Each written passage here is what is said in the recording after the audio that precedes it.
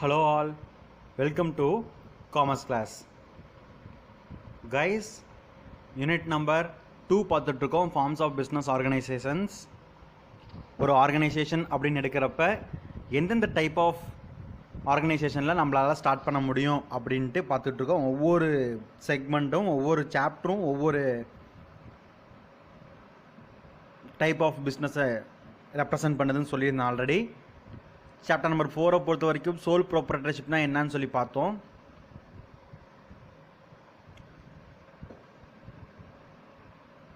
Soul proprietorship அப்படிங்கிறது தனியால் வணிகம். எந்த ஒரு நபர் தனியாக வியாபாரம் ஆரம்பித்து அதில் வரும் லாப நஷ்டங்களுக்கு அவரே முழு பொறுப்பாகிறாரோ அந்த வணிகத்திற்கு பேர் தனியால் வணிகம். The person who is started the business solely and whatever the results, whatever the operations he is handling, whatever the results he is accepting, whether it's a loss or profit, that is called the sole proprietor அப்படின்னு சொல்லியிருந்தேன். அதே மாதிரி chapter number 5 பொறுத்த வரைக்கும் Hindu joint family, Hindu undivided ஃபேமிலின்னு சொல்லிட்டு நான் ஒரு கான்செப்ட் பார்த்துருந்தோம். நம்ம டிஃப்ரெண்ட்டாக சொல்லிட்டு ஹிந்து அன்டிவைடட் ஃபேமிலி இந்தியாவில் மட்டும்தான் இருக்குது. இந்தியாவில் மட்டும்தான் சொல்லப்பட்டு மோஸ்ட் ப்ராபப்லி இந்தியாவில் நிறையா இருக்குதுன்னு சொல்கிறாங்க. ஸோ அந்த மாதிரி என்னென்னா ஒரு குடும்பத்தில் பிறப்பதன் மூலமாகவே ஒருவர் ஒரு பிஸ்னஸோட உறுப்பினர் ஆகிறார்.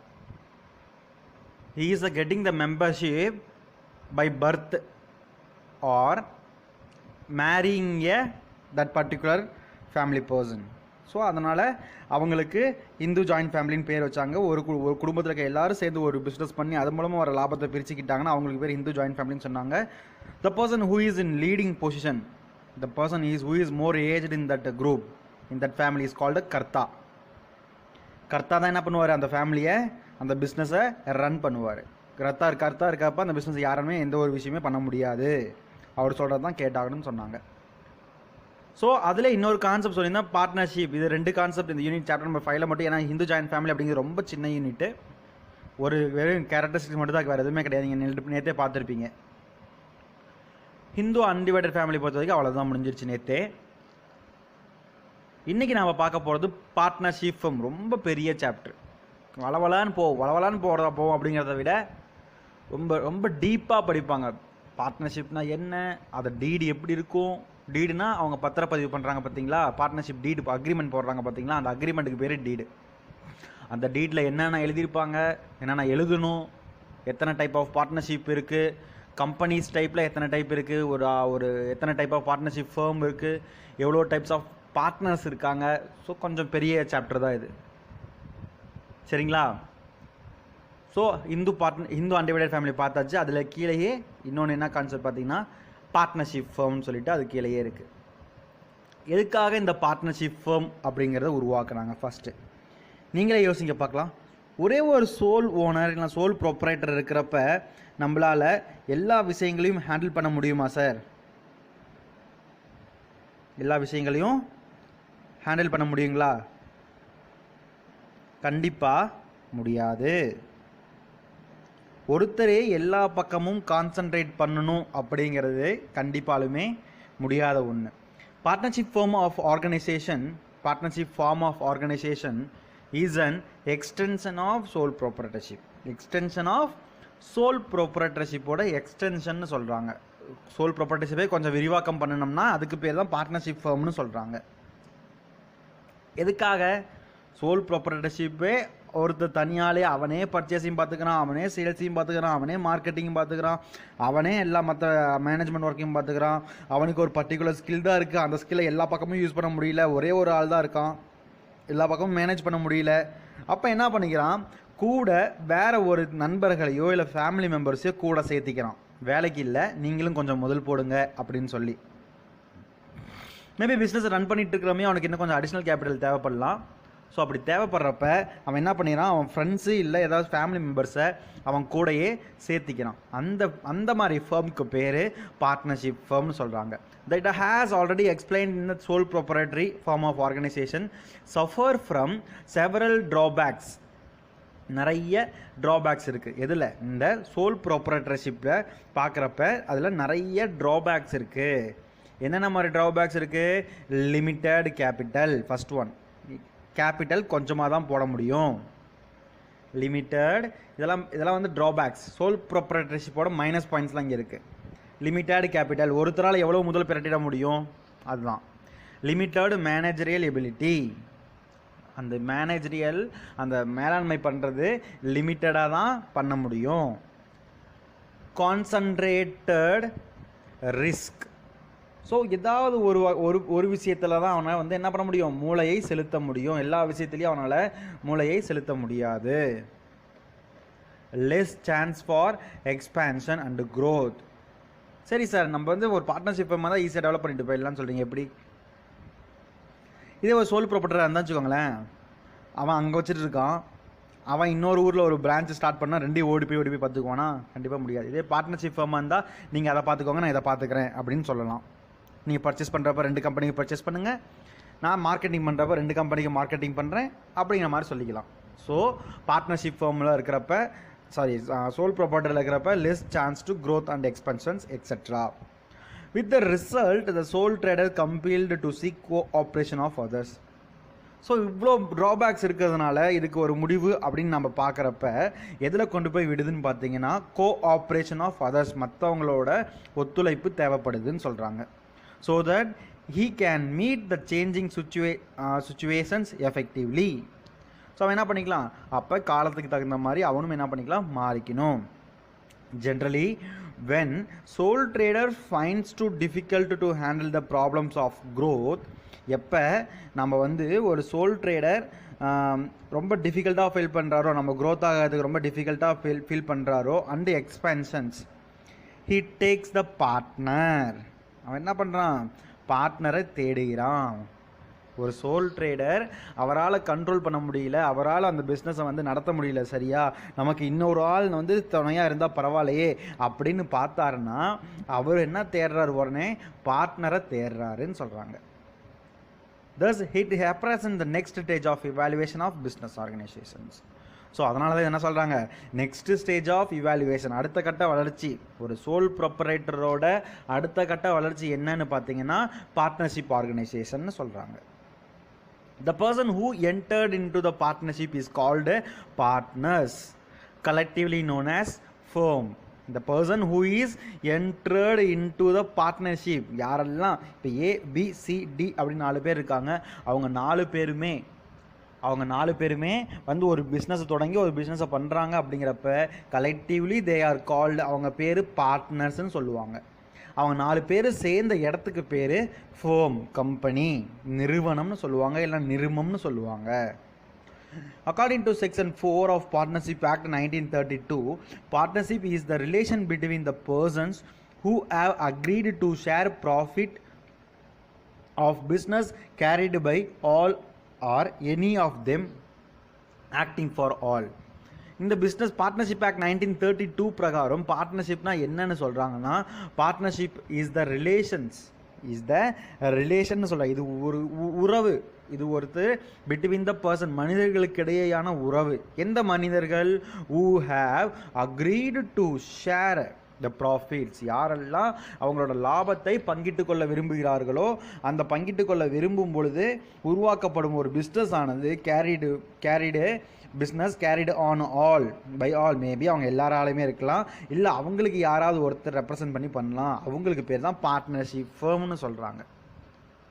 யார் சொன்னதுன்னு பார்த்தீங்கன்னா 1932 ஆக்ட், பார்ட்னர்ஷிப் ஆக்ட் 1932 பிரகாரம் சொல்கிறாங்க.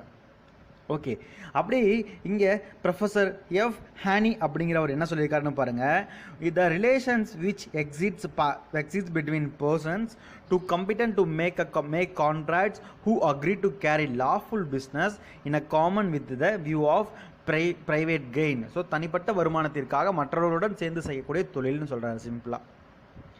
ஆல்ரெடி இருக்க ஒரு business existing between the persons, competent to make the contract, என்ன சொல்கிறாங்க, அந்த இடத்துல ஒரு கான்ட்ராக்டை உருவாக்குறாங்க. Who agree to carry a lawful business in a common with a view of private gain, தனிப்பட்ட ஒரு முயற்சியோட உருவாக்கப்படுகிறது தான் இந்த விஷயம்னு சொல்கிறாங்க. இந்த தனிப்பட்ட ஒரு முயற்சியோட எல்லோரும் சேர்ந்து பிஸ்னஸ் பண்ணி தனிப்பட்ட ஒரு ஆதாயத்திற்காக செய்யக்கூடிய விஷயம் தான் பார்ட்னர்ஷிப் ஃபர்ம்னு சொல்கிறாங்க. According to Spriegel Partnership has 2 or more members, each whom is responsible for obligatory requirements of partnership. Each of partners may bind the others. The assets of the partners may be taken from for debt of partnership. So அவங்க ஒரு business ஆரம்பிக்கிறப்ப அந்த பிஸ்னஸை வந்து பார்ட்னர்ஷிப்ங்கிறது 2 இல்லை 3 பேர் சேர்ந்து ஆரம்பிக்கிறாங்க. So அப்படி சேர்ந்து ஆரம்பிக்கிறப்ப எந்த ஒரு ஆப்ளிகேஷனும் இல்லாமல் தேவைகளை பூர்த்தி செஞ்சுட்டு போயிட்டு அந்த பூர்த்தி செய்கிற தேவைகள் மூலமாக அவங்க பர்சனலாக அவங்க சம்பாதிச்சாங்கன்னா அதுக்கு பேர் தான் பார்ட்னர்ஷிப்னு சொல்கிறாங்க. ஓகேங்களா? இந்த பார்ட்னர்ஷிப்க்கு ஒரு சில கேரக்டரிஸ்டிக்ஸ் இருக்குது.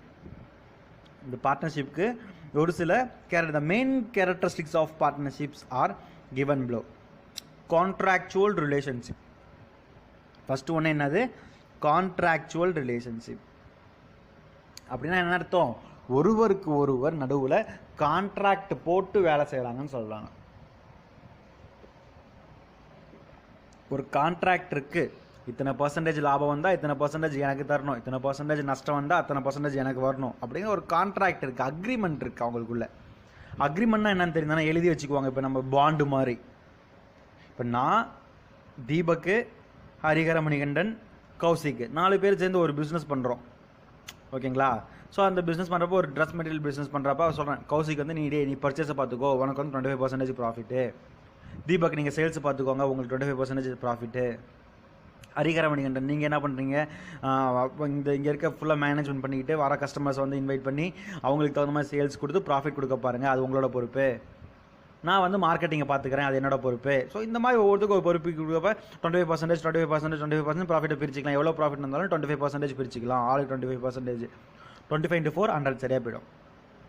ஸோ எங்களுக்குள்ள ஒரு அக்ரிமெண்ட் இருக்குது, நாங்கள் எழுதிக்குவோம். ஒரு பத்திரம் வாங்கி வினோத்குமார் ஆகிய நான் இந்த பொறுப்பு, தீபக் ஆகிய இவர் இந்த இந்த இந்த இங்கே வகை இங்கே இருக்கிறவர், இளம்பிள்ளையில் இருக்கிறவர், இந்த அட்ரஸில் இருக்கிறவர், அவருக்கு இந்த பொறுப்பு, அவருக்கு இத்தனை பர்சன்டேஜ். ஸோ அந்த மாதிரி நம்ம எழுதிக்குவோம். அதுக்கு பேர் தான் relationship, contractual relationship. The relations partnership is the result of agreement போட்டால் தான் which may be a oral or written. நாங்கள் சொல்லிக்கலாம், வாயிலையும் சொல்லிக்கலாம், இல்லை எழுதியே வச்சுக்கலாம், அது எங்கள் இஷ்டம். Constantly person not competent to a contract cannot form it. So அவங்களால ஒருத்தர் சுயநிலவில்லாத ஒருத்தர்கிட்ட போயிட்டு அவங்கக்கிட்ட கான்ட்ராக்ட் போட்டு நீங்கள் என்கிட்ட கான்ட்ராக்ட் போட்டிங்க, நீங்கள் என்கிட்ட வந்தால் ஆகணும்னு நம்ம சொல்ல முடியாது. யாருக்கெல்லாம் சுயநினைவு இருக்கோ, யாரெல்லாம் 18 வயசுக்கு மேலே இருக்காங்களோ, யாருக்கெல்லாம் மேஜராக இருக்காங்களோ அவங்ககிட்ட மட்டும் தான் போட முடியும்னு சொல்கிறாங்க. சரிங்களா? அவங்கக்கிட்ட மட்டும் தான் நம்ம கான்ட்ராக்சுவல் ரிலேஷன்ஷிப் வச்சுக்க முடியும். ஸோ அது வந்து ஒரு இம்பார்ட்டன்ட் கேரக்டரிஸ்டிக்ஸ் அப்படின்னு சொல்கிறாங்க. தென் plurality of persons.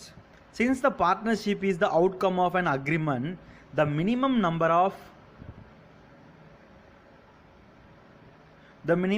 of required to partnership firm is 2. Maximum is the 50. 50 பேராச்சும் அதிகபட்சம் இருக்கணும். குறைந்தது 2 நபர்களாக இருக்க வேண்டும். குறைஞ்சது 2 நபர். ஒருத்த மட்டும் இருந்துட்டு அவன் போய் பார்ட்னர்ஷிப்னு சொல்ல முடியாது. நான் மட்டும் தனியாக கடையெல்லாம் பார்த்துக்கிட்டு நான் பார்ட்னர்ஷிப்னு சொல்ல முடியாது. சரிங்களா?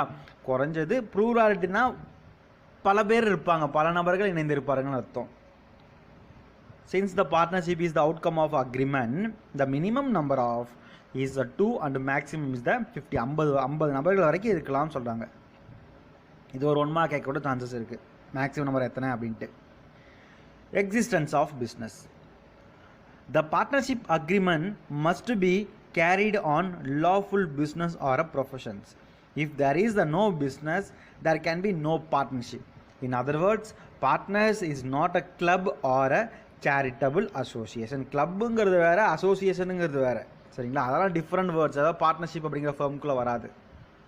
So the partnership agreement must be carry a lawful business or a professions. சட்டத்திற்கு புறம்பான எந்த ஒரு தொழிலையும் செய்யக்கூடாது. சட்டப்படியான எந்த தொழிலாக இருந்தாலுமே சட்டத்திற்கு உட்பட்ட தொழில்களை தான் பண்ணணும். சட்டத்திற்கு புறம்பான எந்த ஒரு தொழிலையும் அவங்க செய்யக்கூடாது அப்படின்றாங்க. If there is a no business there is no partnership. எந்த ஒரு தொழிலுமே இல்லாமல் எதுவுமே பண்ண முடியாது. ஏதாச்சும் ஒரு தொழில் இருந்தால் தான் அதுக்கு பார்ட்னர்ஷிப் போட முடியும். எந்த ஒரு தொழிலும் இல்லாமல் வாடா நீ நானும் போய் சரக்கு அடிக்கலாம்னு பார்ட்னர்ஷிப் போட்டுக்க முடியாது. அதுக்கெல்லாம் ஒரு அக்ரிமெண்ட் போட்டு 4 பாண்டு பத்திரத்தை கையெழுத்து வாங்கி நினச்சி பாருங்கள், முடியாது. சான்ஸ் கிடையாதுன்னு அந்த மாதிரி தான். Then 4th one, sharing profits. The business must be carried on with the view to earn profit and share it among all the partners. An agreement to undertake the philanthropic activities does not constitute partnership because the profit motive is the completely absent. The business must be carried with the earn profit and share among all the partners. So இந்த business கண்டிப்பாக எதை base பண்ணியிருக்கோன்னா கண்டிப்பாக நம்ம வந்து லாபம் ஈட்ட வேண்டும் என்ற நோக்கத்தோடு தான் கண்டிப்பாக இருக்கணும்னு சொல்கிறாங்க. And agreement to undertake philanthropic activities. அப்படியே ஃபிலாந்த்ரோபிக் ஆக்டிவிட்டீஸ்னால் ஒரு சுயநலமான ஒரு நாம் மட்டும் வாழ்ந்தால் போதும், நமக்கு மட்டும் ஏர்ன் பண்ணால் போதும், நம்ம வேலையை கரெக்டாக பண்ணால் போதும் அப்படின்னு பண்ணக்கூடாது. Philanthropic activities does not constitute partnership because profit motive is the completely absent. So ப்ராஃபிட்டே இல்லாமல் நம்ம பாட்டுக்கு வந்தோம், வேலை செஞ்சுட்டு போனோம், நம்ம நஷ்டம் வருது, எந்த ஒரு இதுவுமே இல்லைன்னா எவனுமே இருக்க மாட்டான் அந்த பார்ட்னர்ஷிப்பில். ஸோ கண்டிப்பாக அவங்க வந்து எதுவாக இருக்கணும் பார்த்தீங்கன்னா ஒரு ப்ராஃபிட் மோட்டிவோடு அவங்க ஒர்க் பண்ணணும், ப்ராஃபிட்டை ஷேர் பண்ணுற மோட்டிவோடு அவங்க ஒர்க் பண்ணணும்னு சொல்கிறாங்க. Then mutual agency. In fact mutual agency is the essence of the partnership. Since the business is to be carried by all, any of them acting for all, each partner acts simultaneously as a principal and an agent to the outsiders. He is the principal while the other partners is an agent. ஒரு mutual ஒரு உடன்படிக்கை இருக்கணும் அப்படின்றாங்க. எந்த வகையில் அவங்க சொல்கிறாங்கன்னு பார்த்தீங்கன்னா ஒருத்தர் வந்து ஒர்க் பண்ணுறாருன்னு பார்த்தீங்கன்னா since the business is to be carried by all, எல்லாரையுமே அந்த பிஸ்னஸ் வந்து என்ன பண்ணணும், கண்டிப்பாலுமே மோட்டிவேட் பண்ணி கொண்டு போகணும். இல்லை யாராவது ஒருத்தராவது அவங்களுக்காக வேலை பார்க்கணும். Each partner act simultaneously as a principal and agent. எல்லா பார்ட்னருமே சைமல்டேனியஸாக என்ன பண்ணுறாங்க, பிரின்சிபலாகவும் இருக்காங்க, முதலாளியாகவும் இருக்காங்க, தொழிலாளியாகவும் இருக்காங்க. To the outsiders, he is the principal while other partners he is an agent. ஒருத்தர் மற்றவங்க வந்து பார்க்குறப்ப அவன் வந்து ஒரு முக்கியமான ஆள், மற்றவங்க வந்து மற்ற 3 பேர் வந்து என்னது ஒரு வேலை செய்கிறவங்க, அவன் சைடு யாராச்சும் பார்த்தாங்கன்னா அவன் முக்கியமான ஆள், மற்ற 3 பேர் வேலை செய்கிறவங்க. அந்த மாதிரி ஒரு மியூச்சுவல் ஏஜென்சியாக ஒர்க் பண்ணணும் அப்படின்னு சொல்லியிருக்காங்க பாயிண்ட் நம்பர் 5ல். சரிங்களா, இதோட முடிஞ்சிச்சு. 5 வந்து 5ஓட இந்த கேரக்டரிஸ்டிக்ஸ்னால் என்னன்னு சொல்லிட்டு கம்ப்ளீட் ஆகிடுச்சு. அடுத்தது இந்த பார்ட்னர்ஷிப் ஃபேமோட அட்வான்டேஜஸ் என்னன்னு சொல்லியிருக்காங்க பார்த்தீங்கன்னா easy formation, availability of larger resources, benefit of consultations, division of work, greater managerial efficiency, அப்புறம் இன்னும் வந்து இருக்குது easy solutions, reduced risk, unlimited liability and credit standing, safeguard of the minority interest, easy decision சொல்லிட்டு ஒரு 8 point கொடுத்துருக்காங்க. 1 by 1 நம்ம பார்க்கலாம். சரிங்களா,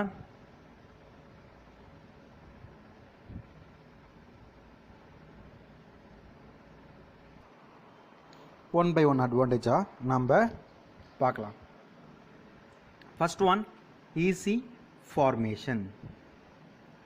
த formation of a partnership firms required fulfillment of lesser legal formalities than other type of organizations. Here they are not comparing the sole proprietorship.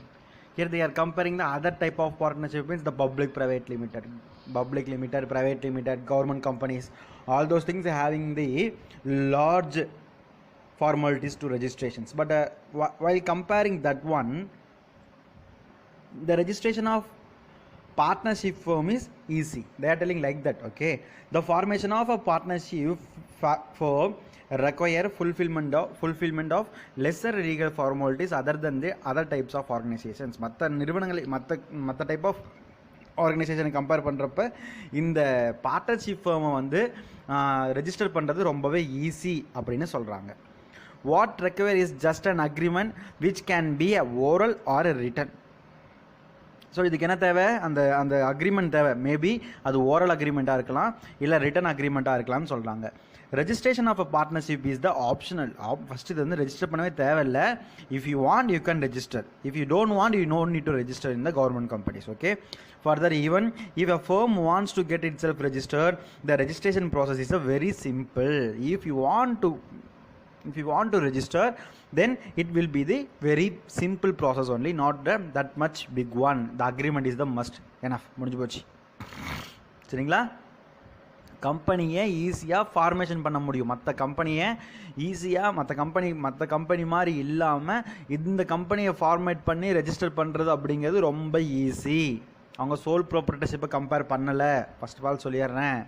ஏன்னா நீங்கள் சொல்லுவீங்க sir soul பார்ட்னர்ஷிப்புக்கு இதே ப்ளஸ் பாயிண்ட்டை சொன்னீங்களே சார்னு சொல்லுவீங்க. அதுக்காக தான் நான் தெளிவாகவே சொல்கிறேன்.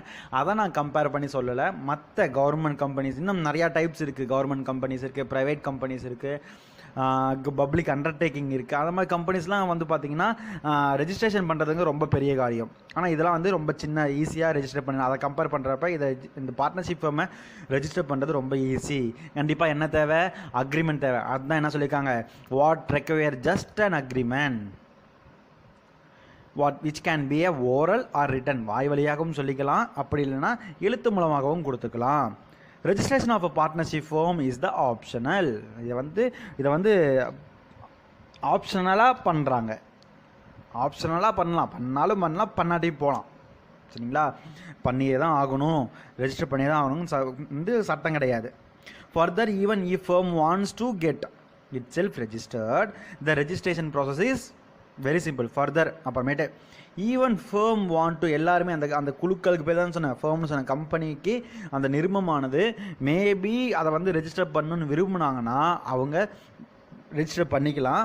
அந்த ரெஜிஸ்ட்ரேஷன் ப்ராசஸ் வெரி சிம்பிள்னு சொல்கிறாங்க. ஓகேவா? Then availability of larger resources.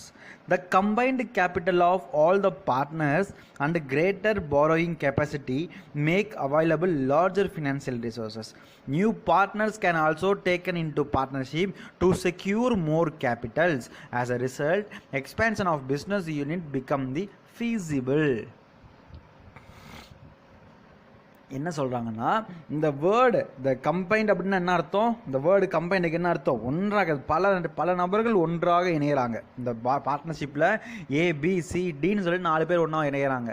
So அவங்க 4 பேர் ஒன்றா இணைகிறப்ப ஒருத்தனே 1 கோடி ரூபா முதல் போடுறதுக்கும் 4 பேர் சேர்ந்து 1 கோடி ரூபா முதல் போடுறதுக்கும் டிஃப்ரென்ஸ் இருக்குது. ஆமாம் தானே? இப்போ நான் ஒரு கம்பெனி ஆரம்பிக்கிறேன், நான் தனியாக ஆரம்பிச்சேன்னா 10 லட்ச ரூபா செலவாக நான் 4 பேர் 10 லட்ச ரூபாய்க்கு அலையிறதும் 4 பேர் சேர்ந்து 10 லட்ச ரூபாய்க்கு அலையிறது டிஃப்ரெண்ட் இருக்குது. So combined capital of all the partners greater borrowing capacity, வாங்கக்கூடிய திறமையை வாங்கக்கூடிய கெப்பாசிட்டியே ஜாஸ்தி இருக்குது. Available larger financial resources. அவங்களுக்கு வந்து அப்புறம் ஒவ்வொரு லைனாக எக்ஸ்பிளைன் பண்ணுறேன். இப்படி நடத்தினதே கிடையாது இது வரைக்கும். New partners can also be taken in to the partnership to secure more capital. அப்படியே என்ன நிறையா கேபிட்டல் தேவைப்படுது, நம்ம பிஸ்னஸை வந்து எக்ஸ்பேன்ஷன் பண்ணுறோம் அப்படின்னு நம்ம நினைச்சோம்னா நம்ம நியூ பார்ட்னர்ஸை கூட ஆட் பண்ணிக்கலாம். ஸோ அந்த பிஸ்னஸ் யூனிட்ஸை பிகம் ஈஸி, அந்த ஈஸியாக பெருசு பண்ணிட முடியும், எக்ஸ்பேண்ட் பண்ண முடியும் அப்படின்னு சொல்கிறாங்க. Benefit of consultations. 2 heads are better then 1. 2 தலைகள் அப்படிங்கிறது ஒரு தலையை விட அதிகம். ஆமாம் தானே? Wise decision can possible when the issue, the subject and the subject matters are thoroughly discussed. There is no place to for hostages in the sole proprietorship. வாங்க ஒரு நிமிஷம். சோல் ப்ராப்பர்ட்டிஷிப்பில் டிஸ்அட்வான்டேஜஸ் லாஸ்ட் பாயிண்ட் பாரு, ஹாஸ்டிட் decisions இருக்கும். அவசரமாக முடிவெடுப்பாங்க. ஏன்னா ஒருத்தரே முடிவு எடுக்கிறதுனால அவசரமாக முடிவெடுப்பாங்க, யோசிக்கவே மாட்டாங்கன்னு சொன்னேன். ஆனால் இதில் 4 பேர் 5 பேர் இருக்கிறதுனால என்ன பண்ணுவாங்க, உட்காந்து பொறுமையாக பேசி இதுதான் முடிவு.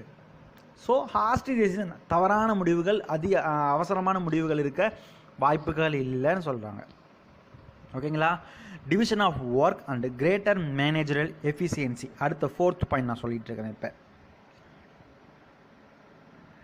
த structuring load of management work can be judicially distributed among the partners according to their experience, knowledge and taste. ரொம்ப பெரிய ஸ்ட்ரக்சரிங்னா ஒரு பல்கான load of management work can be judicially distributed among the partners. என்ன பண்ணிடுவாங்க, ஈஸியாக அந்த மேனேஜ்மெண்ட் ஒர்க்கையும் மற்றவங்களுக்கு பகிர்ந்து கொடுத்துருவாங்க. ஸோ அப்படி பகிர்ந்து கொடுக்குறப்ப எது மூலமாக பகிர்ந்துருப்பாங்க, அவங்களுக்கு எக்ஸ்பீரியன்ஸ், அவங்களுக்கு நாலேஜ், அவங்களுக்கு டேஸ்ட் பிரகாரம் அவங்களுக்கு பகிர்ந்து கொடுத்துருவாங்க. For example, one partner can look after purchases, another sales, yet another accounting. Already சொன்ன மாதிரி தான், ஒரு பார்ட்னர் என்ன பண்ணலாம், பர்ச்சேஸை பார்க்கலாம், ஒருத்தர் சேல்ஸை பார்க்கலாம், ஒருத்தர் அக்கௌண்டிங்கை பார்க்கலாம். Thus, when the burden is lightened, supervision by each partner over the allocated area of management becomes effective and efficient. This ensures greater managerial efficiency. Thus, when the burden is lightened, supervision by each partner over allocated area of management become the effective and efficient. So எப்போ burden என்னன்னா சுமைகள், அந்த சுமைகள் மற்றவங்க கூட பகிர்ந்துக்க ஆரம்பித்தாங்களோ, so அப்படி பகிர்றப்ப அவங்களுக்கு என்ன ஆகுது பார்த்தீங்கன்னா, அவங்களுக்கு என்ன ஆகுது, அந்த பேர்டனானது கம்மியாகுது. ஸோ அப்படி கம்மியாகிறப்ப ஈஸியாக அவங்க என்ன பண்ண முடியுது பார்த்தீங்கன்னா, அந்த வேலையை சுலபமாக செஞ்சு முடிக்க முடியுது. ஸோ அப்படி செஞ்சு முடிக்கிறப்ப அந்த வேலையை எஃபெக்டிவாகவும் எஃபிஷியண்ட்டாகவும் இருக்குன்னு சொல்கிறாங்க. அதுதான் என்ன கிரேட்டர் மேனேஜரியல் எஃபிஷியன்சி. அதான் என்னது கிரேட்டர் மேனேஜரியல் எஃபிஷியன்சியை காட்டுதுன்னு சொல்கிறாங்க. சரிங்களா? அடுத்தது என்ன சொல்கிறாங்கன்னு பார்த்தீங்கன்னா, reduced risk. The risk of each partner is reduced considerably since the loss is sustained by one firm is shared by all the partners. So அவங்க நிறையா பார்ட்னர்ஸ் இருக்கிறப்ப அவங்களால என்ன பண்ண முடியுதுன்னு பார்த்தீங்கன்னா, அதை ஈஸியாக அந்த லாஸை அந்த ரிஸ்க்கை பேர் பண்ணிக்க முடியுது. பேர் பண்ணிக்க முடியுதுன்னு என்ன அர்த்தம்? அவங்களால ஈஸியாக அந்த லாஸை அவங்களால ஏற்றுக்க முடியுது அப்படின்னு சொல்கிறாங்க. சரிங்களா? This firm is shared by all the partners. அந்த பார்ட்னர்ஸால் ஷேர் பண்ணிக்கப்படுது. Unlimited liability and credit standing. The liability of a partner is unlimited since apart from his business assets, even his private properties are also available for satisfying the claim of creditors. Hence, creditors may give more loans. They get back loan from the personal properties of the sole trader. Thus, high credit rating helps the sole trader to borrow more funds from the supplier and the banks. So நிறையா பேர் இருக்கிறதுனால நம்பி loan தருவாங்க. Okay, இவர் இருக்கார், தீபக் இருக்கார். So Deepak இருக்கிறதுனால நம்ம அவரை நம்பி லோன் தரலாம். அப்படியே தீபக்கால் கட்ட முடியலையா, ஹரிகரன் மணிகண்டன் சொத்துலேருந்து எடுத்துக்கலாம். அப்படியே அவரும் சொல்ல முடியலையா, அப்போ கௌசிக்கு சேர்த்து நம்ம பிடிச்சிக்கலாம். ஸோ அப்படி கௌசிக்கு சேர்த்து பிடிக்க முடியாது, அப்போ வினோத் சரியும் சேர்த்து பிடிச்சிக்கலாம். சரி, 4 பேர் சேர்ந்தால் கண்டிப்பாக கடனை கொடுத்து தான் அவன் வழி கிடையாது. அவங்க பர்சனல் ப்ராப்பர்ட்டிலேருந்து கூட எடுத்துக்கலாம். ஸோ அதை நம்பி கடனை நமக்கு நிறையா கொடுக்கறதுக்கு வாய்ப்புகள் இருக்குதுன்றாங்க. அதான் கிரெடிட் ஸ்டாண்டிங்னு சொல்கிறாங்க. மோர் கிரெடிட் ஸ்டாண்டிங்னு சொல்கிறது அதை தான் சொல்கிறாங்க. சரிங்களா? அடுத்தது safeguard for of the minority interest. For all virtual matters, anonymous consent of each partner is required. If there is no anonymity, such decisions are not accepted. So எல்லா பார்ட்னருமே பார்த்தீங்கன்னா 18 வயசுக்கு மேலே தான் இருக்கணுங்கிறாங்க. Consent of each partner is required. தேவையில்லாத வார்த்தைகள், தேவையில்லாத பொழுதுபோக்களை தவிர்க்கிறது மற்றவங்களுக்கு ஒரு சேஃப்கார்டாக இருக்குது, பாதுகாக்கக்கூடிய விஷயமா இருக்குதுன்னு சொல்கிறாங்க. Such decision R not accepted. மற்றவங்களுக்கு துரோகம் பண்ணிவிட்டு நமக்கு ஒரு இப்போ ஃபார் எக்ஸாம்பிள் நான் தீபக் இருக்கார், ஹரிகரமணியன் இருக்கார், கௌசிக் இருக்கார், நான் இருக்கேன். ஓகேங்களா? 4 பேர் சேர்ந்து ஒரு பார்ட்னர்ஷிப்போட ஒரு ஃபேம் உருவாக்குறாங்க. 3 பேர் ஒத்துமையாக இருக்காங்க. நான் மட்டும் என்ன பண்ணுறேன், இல்லை எனக்கு இது ஒத்து வரல, நான் கிளம்புறேன் அப்படின்னு சொல்கிறேன். இல்லை நான் என்னால் முடியல, நான் கிளம்புறேன் அப்படின்னு சொல்கிறேன். இல்லை நான் மட்டும் ஒத்துழைப்பு கொடுக்காமல் இருக்கிறது, அவங்க பண்ணுற வேலைக்கு இந்த வர வந்துட்டுருக்கேன்னு ஃபோன் பண்ணி நான் வீட்டிலே உட்காந்து தூங்கிட்டு இருக்கிறேன். ஸோ அந்த மாதிரி வேலைகள் இருந்தால் மற்றவங்களையும் பாதிக்கும். அப்படிங்கிறதுனால அந்த மாதிரி வேலைகள் இல்லாமல் சேஃப்கார்ட் பண்ணுறதுக்கு என்ன வழியோ அதை பார்க்கணுன்னு சொல்கிறாங்க. Easy டெசல்யூஷன்ஸ். The dissolution of the partnership also very simple. In case of poor partnership at will, 14 days of notice by a partner is the connection is in this connection is enough. No legal hurdle is there for dissolving the firm. எந்த ஒரு partnership ஃபர்மாக இருந்துச்சுன்னா கூட partnership at will அப்படின்னு சொல்லிட்டோம்னா அப்போ என்ன, நம்ம விருப்பப்பட்டு நம்ம விருப்பத்தையே நம்ம பிஸ்னஸ் கலைக்கணும்னு சொல்லி 14 நாட்களுக்கு முன்னாடி நம்ம நோட்டீஸ் கொடுத்துடணும் பார்ட்னருக்கு. எங்களுக்கு இது கண்டினியூ பண்ண விருப்பம் இல்லை அப்படின்னு சொல்லிட்டு 14 நாளைக்கு முன்னாடி கோர்ட்டில் நோட்டீஸ் கொடுத்துட்டோம்னா 14 நாளுக்குள்ளே நம்ம என்ன பண்ணிக்கலாம், அந்த பார்ட்னர்ஷிப் ஃபர்மை டிசல்யூட் பண்ணிக்கலாம். டிசல்யூட்னா கலைச்சிக்கலாம், இழுத்து மூடிட்டு போயிட்டே இருக்கலாம். சரிங்களா? அதுக்கு பேர் தான் இந்த டிசல்யூட்னு சொல்கிறாங்க. சரிங்களா? அதுக்கு இந்த மாதிரி ஈஸி டிஸ்க்ளோஸ் பண்ண முடியும், ஈஸியாக நம்ம என்ன பண்ணிக்க முடியும், க்ளோஸ் பண்ணிக்க முடியும்னு சொல்கிறாங்க. ஓகேவா? ஸோ இதே மாதிரி தான் பார்த்தீங்கன்னா அடுத்து டிஸ்அட்வான்டேஜஸ்ன்னு சொல்லிட்டு நிறையா விஷயங்கள் இருக்குது. டிஸ்அட்வான்டேஜஸில் பார்த்தீங்கன்னா இதெல்லாம் இருக்குது. ஓகேங்களா? ஓகே, இதெல்லாம் பார்த்தீங்கன்னா advantages lack of harmony absence of legal status and instability, limited resource, limited risk taking, risk of implied authority, lack of public confidence ன்னு சொல்லிட்டு ஒரு 6 பாயிண்ட் இருக்குது. அதுக்கப்புறம் பார்ட்னர்ஷிப் டீட் ஸ்டார்ட் ஆகுது. ஓகேங்களா, இதெல்லாம் வந்து நம்ம நெக்ஸ்ட் கிளாஸில் நம்ம பார்க்கலாம். ஓகேங்களா, இந்த இதுக்கான அசைன்மெண்ட், இந்த ப்ராஜெக்ட்டுக்கான அசைன்மெண்ட், சாரி இந்த இன்னைக்கு கிளாஸுக்கான அசைன்மெண்ட்டு. ஓகே, கூகுளில் போயிட்டு ஒரு 10 பார்ட்னர்ஷிப் ஃபேமோட நேம்ஸு, இந்தியாவில் இருக்கிற ஒரு 10 பார்ட்னர்ஷிப் நேம் ஃபேமோட போய் கூகுளில் போய்ட்டு லிஸ்ட் இன் கூகுளில் போய்ட்டு பார்ட்னர்ஷிப் கம்பெனிஸ் இன் இந்தியா அப்படின்னு அடிங்க. ஒரு 10 கம்பெனி, ஃபஸ்ட்டு வர ஒரு 10 கம்பெனி நேம் எடுத்து ஒரு A4 ஷீட்டில் எழுதி எனக்கு ஃபோட்டோ அனுப்புங்க பார்க்கலாம். Thank you guys and bye. Disadvantages ஒவ்வொன்றா பார்க்கலாம் நம்ம இப்போ, சரிங்களா. The main disadvantages of partnerships are given below. என்ன சொல்லியிருக்காங்கன்னா, ரொம்ப முக்கியமான டிஸ்அட்வான்டேஜஸ்லாம் என்னென்ன அப்படின்னு சொல்லிட்டு, பார்ட்னர்ஷிப்பில் என்னென்ன டிஸ்அட்வான்டேஜஸ் இருக்குது அப்படின்னு சொல்லிட்டு என்ன சொல்கிறாங்கன்னா, ஒன் பை ஒன்னாக பார்க்கலான்னு சொல்கிறாங்க. லேக் ஆஃப் ஹார்மனி, ஒரு ஒத்துமை இல்லாமல் போயிடும் அப்படின்றாங்க. நாட்கள் புதியதாக ஆரம்பிக்கும் போது ஒரு ஒத்துமை இருக்கும், அது போக போக கம்பெனி ரன் ஆக அந்த ஒத்துமையானது இல்லாமல் போயிடும் அப்படின்னு அவங்க சொல்கிறாங்க. ஒன் பை ஒன்னாக பார்க்கலாம். ஓகேங்களா. Lack of harmony. After a few years of working, friction and disharmony may chirp in. Each partner vies with one another is dishonest dealings. This mutual conflict and a lack of team spirit pave the way of dissolution of the firm. So ஒரு partner இருக்காங்க. இப்போ நானும் already நான் example சொன்ன மாதிரி, நான், ஹரிஹர மணிகண்டன், தீபக்கு, கௌசிக்கு, இவங்கெல்லாம் சேர்ந்து ஒரு பிஸ்னஸ் ஆரம்பிக்கிறப்ப நல்லா ஒத்துமையாக போகுது. டே பை டே என்ன ஆகுதுன்னு பார்த்தீங்கன்னா, எங்களுக்குள்ள ஒரு ஒத்துமை இல்லாமல் போயிடுது. அவன் என்ன அதை சொல்கிறான், அவங்க வாங்கினா அங்கே இன்னும் ஈஸியாக இருக்கும், இங்கே வாங்கினா இன்னும் கொஞ்சம் விலை கம்மியாக கிடைக்கும். ஸோ இப்படிலாம் சொல்கிறப்ப ஓகே, நம்மளோட பிளானை எடுத்துக்க மாட்டேன்றாங்க, நமக்கு ஒரு கோவம் வரும். ஆனால் நம்ம சொல்கிறத கேட்க மாட்டேன்றாங்களே அப்படின்னு சொல்லி நமக்கு ஒரு கோவம் வரும். ஸோ அதனால் என்ன பண்ணுறாங்கன்னு பார்த்தீங்கன்னா, அந்த இடத்துல என்ன ஆகுதுன்னு பார்த்தீங்கன்னா, ஒரு மனஸ்தாபம் உண்டாகுது. அதான் ஹார்மோனினா சச்சரவுன்னு அர்த்தம்.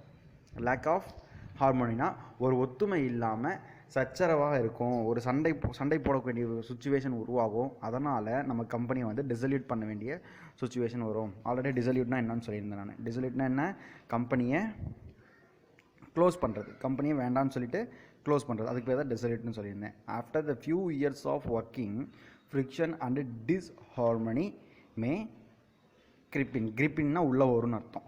கிரிப்பின்னா என்ன அர்த்தம், புகும் அப்படின்னு சொல்லுவாங்கள்ல, அந்த மாதிரி மீனிங். ஹார்மனினா ஒற்றுமையோடு சச்சரவு இல்லாமன்னு அர்த்தம். டிஸ்ஹார்மனினா சச்சரவோடு இருப்பாங்கன்னு அர்த்தம். ஓகேங்களா.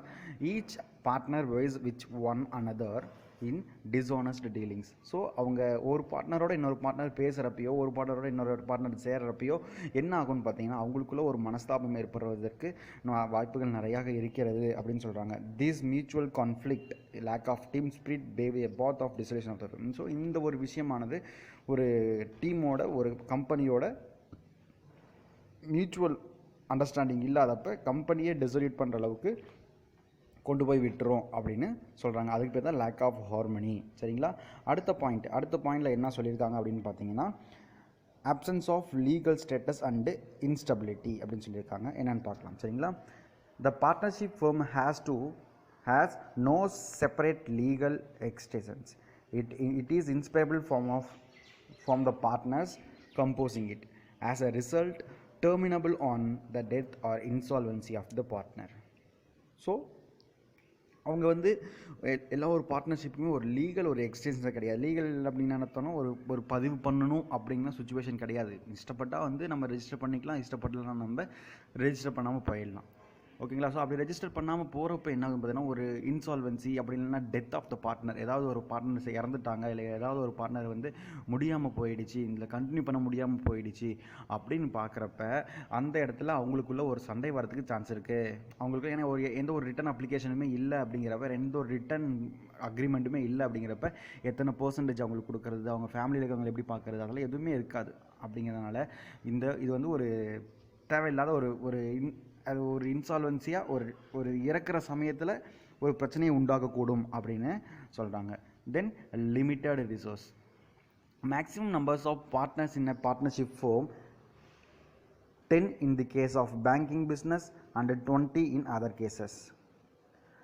In actual practice, the number will be a very below this maximum because of need for ensuring harmonious working. In view of this, only limited resources are available. Modern large scale enterprises which is require large huge capital outlay can be started. இப்போ இருக்க சுச்சுவேஷன்ஸில் ஏதாவது ஒரு industry start பண்ணோம் அப்படிங்கிறப்ப ரொம்ப நிறையா capital தேவைப்படுது. 10 கோடி 20 கோடி 30 கோடி அப்படிங்கிற மாதிரி விஷயங்கள் தேவைப்படுற சுச்சுவேஷன்ஸில்.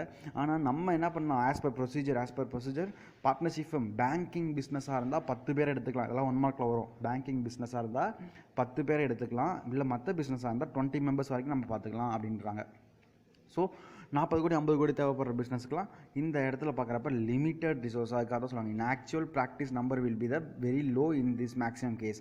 If they need for ensuring harmonious working, சச்சரவு இல்லாமல் சண்டை இல்லாமல் வேலை செய்யணும் அப்படின்னா மினிமம் 25 மெம்பர்லேருந்து 40 மெம்பர்லேருந்து 50 மெம்பர் வரைக்கும் வேணும். In view of this only limited resources are available. So நிறையா ஒர்க் பண்ணுறப்ப லிமிட்டட் ரிசோர்ஸஸ் தான் இருக்குது. Modern large scale enterprises which is required huge capital amount outlay can be started. ரொம்ப பெரிய நிறையா அமௌண்ட் தேவைப்படுற 50 கோடி 60 கோடி தேவைப்படுற பிஸ்னஸ்க்குலாம் இந்த மாதிரி பார்ட்னர்ஷிப்பில் தொடங்க முடியாது அப்படின்னு சொல்கிறாங்க. தென் லிமிட்டட் ரிஸ்க் டேக்கிங்னு சொல்லிட்டு 4th point. Limited risk taking. In view of the danger of unlimited liability, the partners tend to overcautious. So normally they do not want to assume the risk starting the new venture. ஒரு view of பாயிண்டில் பார்க்குறப்ப unlimited liability இருக்குது. சரிங்களா? என்ன சொல்கிறாங்கன்னா அந்த இடத்துல risk taking ஆனது ரொம்ப அதிகமாக இருக்குது. என்ன ரீசன்னா, ஒரு பிஸ்னஸ் ஃபார்மானது திடீர்னு லாஸ் ஆகிடுச்சுன்னா அந்த பார்ட்னர்ஸுங்களோட சொந்த சொத்துக்கள்லேருந்து எடுத்துக்குவாங்க அப்படின்னு சொல்கிறாங்க. ஸோ அப்படி சொந்த சொத்துக்கள்லேருந்து எடுக்கிறப்ப திடீர்னு லாஸ் ஆகிடுச்சுன்னா நான் என்ன பண்ணுவோம், நான் வாங்கினதுக்கு மேலே அமௌண்ட் கட்டுற மாதிரி வரும். ஸோ அதனால தான் என்ன சொல்கிறாங்க, ஓவர் கேசியஸ்னு சொல்கிறாங்க. ரொம்ப எச்சரிக்கையாக இருக்க வேண்டும்.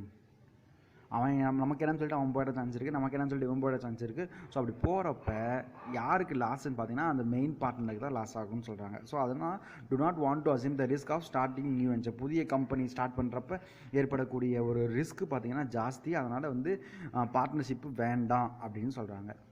Risk of implied authority. Every partner can bind the firm and his other partners by his acts. Therefore, all over partners become liable to greater extent because of folly and fraud committed by the fellow partner. ஏதாவது ஒருத்தன் வந்து ஃப்ராடாக இருப்பான், எவனாச்சும் ஒருத்தன் ஃப்ராடாக இருப்பான். இப்போ நாங்கள் 4 பேர் ஸ்டார்ட் பண்ணியிருக்கோம். யார்? ஹையர்மணிகண்டன், அப்புறம் தீபக், அப்புறம் கௌசிக், அப்புறம் நான். இப்போ 4 பேர் சேர்ந்து ஜாயின் பண்ணியிருக்கோம். மேபி என்ன பண்ணலாம், எங்கள் 3 பேர்த்தில் ஒரு 4 பேர்த்தில் ஒருத்தர் தான் அதை லீட் பண்ண முடியும். ஸோ அப்படி லீட் பண்ணுறப்ப இப்போ நான் சொல்கிறது தான் அவங்க 3 பேர் கேட்கணும் அப்படிங்கிறப்ப மேபி அது வந்து ஒரு மிஸ்கம்யூனிகேட் ஆக சான்சஸ் இருக்குது. மேபி அவன் என்ன பண்ணலாம், because of folly and fraud commitment by the fellow partners. அவன் சொல்கிறத கேட்டு தான் நான் ஒரு கமிட்மெண்ட் கொடுப்பேன். இப்போ கௌசிக் என்ன சொல்கிறேன், சார் நான் வந்து நாங்கள் தொடங்குற பிஸ்னஸில் சார் இந்த மாதிரி நான் வந்து வாங்கிட்டு வரேன் அப்படின்றான். அவன் என்ன பண்ணுறான், சரி நம்ம ஒரு கெத்தாக சொல்லலாம், வாங்கிட்டு வரல அதான் விஷயம், நம்ம ஒரு கெத்தாக சொல்லலாம் அப்படின்னு சொல்லிட்டான். ஸோ அதை நம்பி கமிட்மெண்ட் கொடுத்துட்டேன் கஸ்டமருக்கு. ஸோ அப்படி கொடுக்குறப்ப என்ன ஆகுது, கஸ்டமரும் பாதிக்கிறாங்க, நம்ம பிஸ்னஸும் பாதிக்குது. ஸோ அந்த fellow fraud commitment by the fellow partners, அந்த ஃபாலோ பார்ட்னர் சொல்கிறதும் யாருக்கு இம்ப்ளை ஆகுதுன்னு பார்த்தீங்கன்னா அத்தாரிட்டியை இம்ப்ளை பண்ணுது. அவனோட ஒர்க்கை பேஸ் பண்ணி தான் நான் இருக்கேன், அவன் என்ன செய்வான்னு பேஸ் பண்ணி தான் நான் இருக்கேன், நான் தான் லீடுங்கிறப்ப. ஸோ நான் கொடுக்குற கமிட்மெண்ட் மாறுறப்ப, அவங்க கொடுக்குற கமிட்மெண்ட் மாறுறப்ப ஆட்டோமேட்டிக்காக அது பாதிப்பு அந்த ஹோல் கம்பெனி ப்ளஸ் அந்த அத்தாரிட்டிக்கும் அப்படின்னு சொல்கிறாங்க. Lack of public confidence. It is accounts need not audited and published. It's lack of public confidence.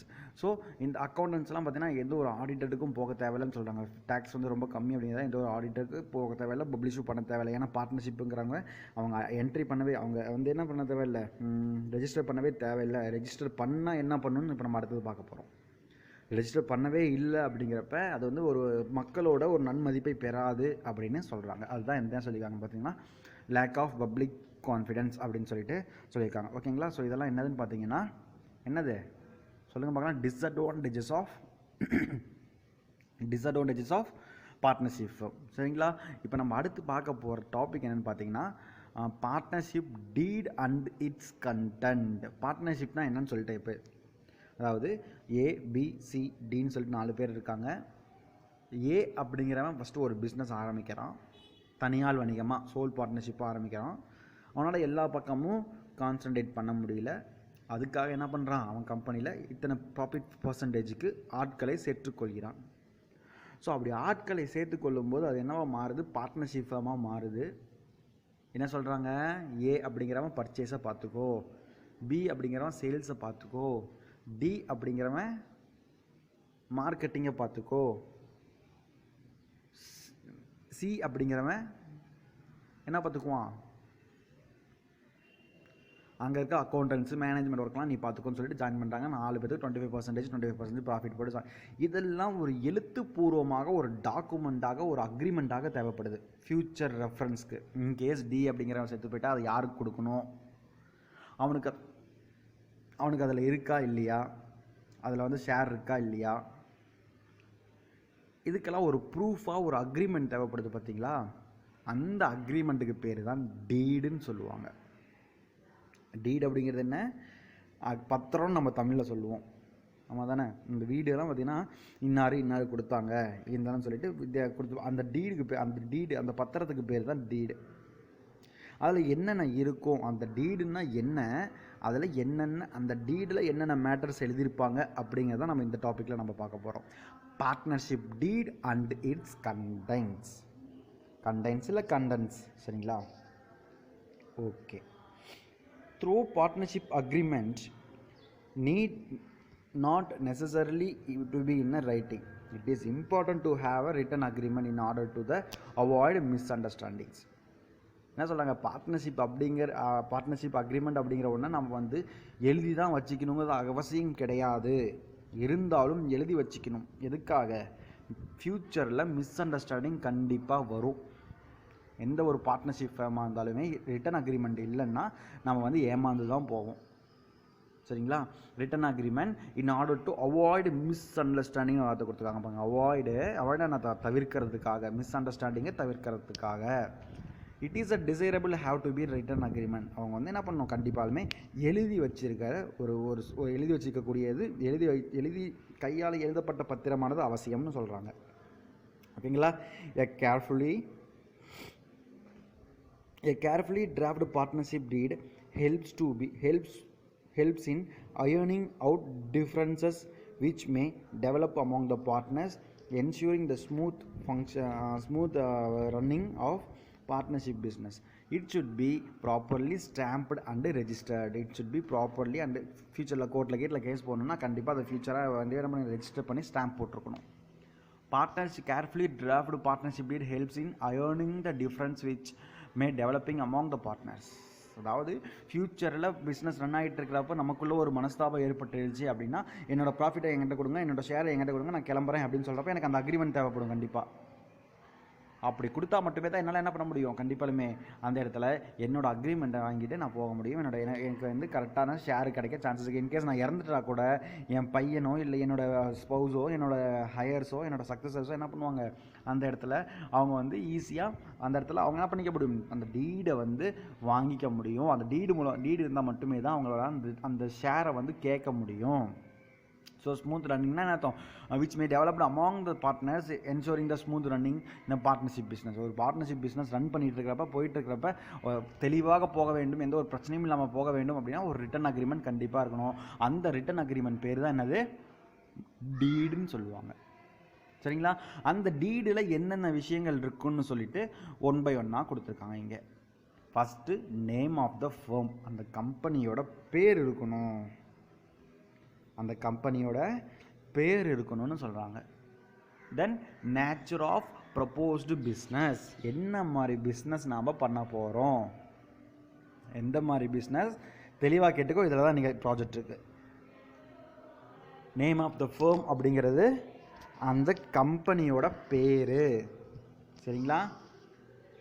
Nature of the proposed business, அந்த கம்பெனியோட பிஸ்னஸோட என்ன திறமை கொண்ட பிஸ்னஸ், எந்த மாதிரி பிஸ்னஸாக நம்ம பண்ண போகிறோம். டைலரிங் பிஸ்னஸ், அந்த டைலரிங் பிஸ்னஸ், சிமெண்ட் ஃபேக்ட்ரி, அந்த சிமெண்ட் ஃபேக்ட்ரி, இல்லை சார் நாங்கள் ஒரு கோகனட் ஆயில் பிஸ்னஸ் ஸ்டார்ட் பண்ண போகிறோம், so coconut oil business. So அந்த மாதிரி வேலைகள் இருக்கணும். தென் டியூரேஷன் ஆஃப் பார்ட்னர்ஷிப், எவ்வளவு நாளைக்கு சார் நீங்கள் இந்த பிஸ்னஸை பண்ண போகிறீங்க, அதை யாராலையும் சொல்லவே முடியாது ஃபஸ்ட் எடுத்தோன்னே. இருந்தாலும் ஒரு சில ப்ராஜெக்ட்லாம் இருக்கும் வச்சுக்கோங்களேன், ஒரு சில கம்பெனிஸில் ப்ராஜெக்ட் கொடுப்பாங்க. ஸோ அந்த ப்ராஜெக்ட் முடிகிற வரைக்கும் அந்த ப்ராஜெக்ட் முடிகிற வரைக்கும் எங்களோட பிஸ்னஸ் இருக்கும் சார், அந்த ப்ராஜெக்ட் முடிகிற வரைக்கும் நாங்கள் பார்த்துக்குவோம். அந்த மாதிரி பிஸ்னஸ்லாம் நிறையா இருக்கும். ஸோ அவங்க என்ன சொல்லிக்குவாங்கன்னு பார்த்தீங்கன்னா, அந்த மாதிரி விஷயங்களுக்கு முடிகிற வரைக்கும் அப்படிங்கிற மாதிரி போட்டுக்குவாங்க. 10 வருஷத்துக்கு, 1 வருஷத்துக்கு, இந்த ப்ராஜெக்ட் முடிகிற வரைக்கும், இந்த ப்ராஜெக்ட் எண்ட் ஆகிற வரைக்கும் அப்படின்னு சொல்லிட்டு அக்ரிமெண்ட் போட்டுக்குவாங்க. ஸோ அந்த மாதிரி பிஸ்னஸ்க்கு பேர் பார்த்தீங்கன்னா, அந்த மாதிரி விஷயங்களை இந்த durable of the partnership, duration of the partnership business, whether it is to be run for a fixed period or of time, or whether it is to be dissolved after complete the particular venture. சொன்னால ஒரு சில விஷயங்களை முடித்த பிறகு நாங்கள் வந்து இந்த பிஸ்னஸை கலைச்சிடுவோம், இல்லை இதை வந்து நாங்கள் ஃபுல்லாக லைஃப் டைம் ஃபுல்லாக கண்டினியூ பண்ணான்னு கூட லைஃப் டைம் ஃபுல்லாக அப்படி இல்லை சார், எங்களுக்கு வந்து ப்ராஜெக்ட் கிடச்சிருக்கு, யூஎஸ் ப்ராஜெக்ட் கிடச்சிருக்கு, ஸோ இந்த ப்ராஜெக்ட் முடிகிற வரைக்கும் இருக்கும், பர்டிகுலர் வெஞ்சர் பர்டிகுலர் டீமை முடித்த பிறகு நாங்கள் கலைச்சிடுவோம் அப்படின்னு சொன்னோம்னா நம்ம அதை மென்ஷன் பண்ணுவோம் அந்த இடத்துல. இல்லை சார் நாங்கள் வந்து கண்டினியூ பண்ணுவோம் அப்படின்னா நம்ம அதை மென்ஷன் பண்ணுவோம் அந்த இடத்துல. சரிங்களா? அதுக்கு பேர் தான் என்னது, இந்த டியூரேஷன் ஆஃப் அ பிஸ்னஸில் நம்ம எழுதணும். தென் கேபிட்டல் கான்ட்ரிபியூஷன், யார் எவ்வளவு முதல் போட்டிருக்காங்க, ABCD அப்படிங்கிறவன் இருக்கான்னு வச்சுக்கோங்களேன். அந்த A அப்படிங்கிறவன் எவ்வளோ முதல் கொடுத்துருக்கான், அவனுக்கு என்ன ப்ராஃபிட் பர்சன்டேஜ், அப்படி பிங்கிறவங்க எவ்வளோ முதல் கொடுத்துருக்கான், அவனுக்கு என்ன ப்ராஃபிட் பர்சன்டேஜ், C அப்படிங்கிறவன் எவ்வளோ முதல் கொடுத்துருக்கான், அவனுக்கு என்ன ப்ராஃபிட் பர்சன்டேஜ், D அப்படிங்கிறவன் எவ்வளோ முதல் கொடுத்துருக்கான், அவனுக்கு என்ன ப்ராஃபிட் பர்சன்டேஜ். ஸோ இதெல்லாம் கிளியராக எழுதி அவங்க சைன் பண்ணுவாங்க. சரிங்களா? Withdrawal form of firm, the amount that can be withdrawn from the firm by each partner, எவ்வளோ அமௌண்ட் வேணால் அவங்க ஃப்யூச்சரில் வித்ட்ரா பண்ணிக்கலாம். சார் திடீர்னு வந்து ABCD 4 பார்ட்னர் இருக்காங்க, அவங்க என்ன சொல்கிறாங்க, ஓகே நம்ம பார்ட்னர்ஷிப் போட்டு சொல்லலாம்னு சொல்கிறாங்க. திடீர்னு அவங்க பையனுக்கோ இல்லை பொண்ணுக்கோ கல்யாணம் வந்துருச்சு, அவங்களுக்கு 10 லட்ச ரூபா அமௌண்ட் தேவைப்படுது. அவங்க வெளியே போய் கேட்க தேவையில்லை, அவங்க கம்பெனிலேருந்தே எடுத்துக்கலாம். அந்த மாதிரி விஷயங்கள் இருக்கப்ப அந்த இடத்துல என்ன வித்ட்ரான் பண்ணியிருக்காங்க, வித்ட்ரான் பண்ணுறதுக்கு எவ்வளோ லிமிட் நாங்கள் கொடுக்குறோம் அப்படின்னு சொல்கிறாங்க. Profit loss sharing, profit percentage எவ்வளோ, A அப்படிங்கிறவங்களுக்கு எவ்வளோ ப்ராஃபிட், எவ்வளோ முதல் போட்டிருக்காங்கன்னா 10 லட்சம் முதல் போட்டிருக்காங்க சார், 10% ப்ராஃபிட்டு. சார் இவன் 20 லட்சம் முதல் போட்டிருக்கான், அவன் 20% ப்ராஃபிட்டு. சரிங்களா? கண்ணு நல்லா கவனிச்சுக்கோ, இதை ப்ராஜெக்ட் கொடுப்பேன் நான் இப்போ. சரியா? ஸோ அந்த profit and loss sharing ratio எவ்வளோ சார் அப்படின்னு சொல்லிட்டு போடுறாங்க.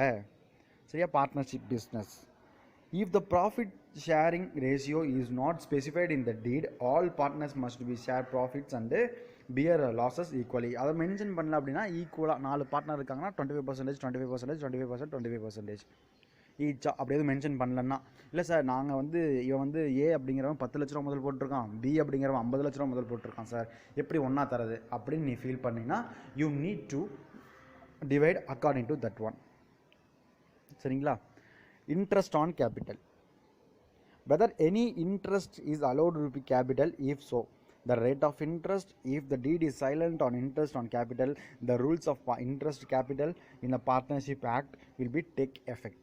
ஸோ இந்த பார்ட்னர்ஷிப் சட்டத்தில் இருக்கிற மாதிரி நம்ம என்ன பண்ணோம், அந்த அவங்க போட்ட முதலுக்கு நம்ம ஏதாச்சும் வட்டி தரமா, இப்போ 10 லட்ச ரூபா கொடுக்குறோம் அப்படின்னா அந்த முதலுக்கு ஏதாச்சும் நம்ம வட்டி தரமா சார், இல்லை சார் நாங்கள் ப்ராஃபிட் மட்டும் தான் தரோம், ப்ராஃபிட்டில் பர்சன்டேஜ் தரோம் பட் வட்டிலாம் தரதில்லை அப்படின்னா as per act, as per சட்டத்தின் பிரகாரம் அது இருக்கணும் அப்படின்னு சொல்கிறாங்க. சரிங்களா? அடுத்து வேறு என்னங்க சார் இருக்கணும், rate of interest on drawings. In case நான் சொன்னேன் இல்லையா, எனக்கு என் பையனுக்கு கல்யாணம் தேவைப்படுது, நான் வெளியில் கடன் வாங்கினா எத்தனை 10 லட்சம் கடன் வாங்கினா எனக்கு எவ்வளோ அமௌண்ட் எவ்வளோ வட்டி வரும், 10 ரூபா வட்டி போட்டால் கூட எவ்வளோ வட்டி வரும் பார்த்தீங்கன்னா நிறையா வட்டி வரும். ஸோ அந்த மாதிரி வட்டி ஏதாச்சும் கொடுக்குறீங்களா, ட்ராயிங்ஸில் வட்டி ஏதாச்சும் இருக்கா, வட்டினா என்ன அர்த்தம், ட்ராயிங்ஸ்க்கு வட்டி. சரிங்களா? ட்ராயிங்ஸ்னால் என்ன அர்த்தம், பணம் நமக்கு அவசர தேவைக்கு நம்ம கம்பெனிலேருந்து நம்ம எடுக்கிறப்ப அந்த ட்ராயிங்ஸ்க்கு நம்ம வட்டி போடுறோமா போடலையா அப்படின்னு நம்ம மென்ஷன் பண்ணணும்ப்பா. சரிங்களா? அப்படி போட்டோம்னா எவ்வளோ வட்டி. Loan from partners, rate on interest on drawing, loan from partners, whether loan can be accepted from the partners and if so the rate of interest payable there on. So in case amount அதிகமாக தேவைப்பட்டுச்சுன்னா amount அதிகமாக தேவைப்படுறப்ப எவ்வளோ தரணும், amount அதிகமாக தேவைப்படுறப்ப எவ்வளோ amount நீங்கள் லோனாக கொடுக்க ரெடியாக இருப்பீங்க, அப்படி அவங்க லோன் கொடுத்தாங்கன்னா அதுக்கு எவ்வளோ இன்ட்ரெஸ்ட், எத்தனை பர்சன்டேஜ் இன்ட்ரெஸ்ட் அப்படின்னு சொல்லிட்டு அவங்க கேட்குறாங்க, அவங்க மென்ஷன் பண்ணணும் அதில். அதுதான் அந்த இடத்துல சொல்லியிருக்காங்க.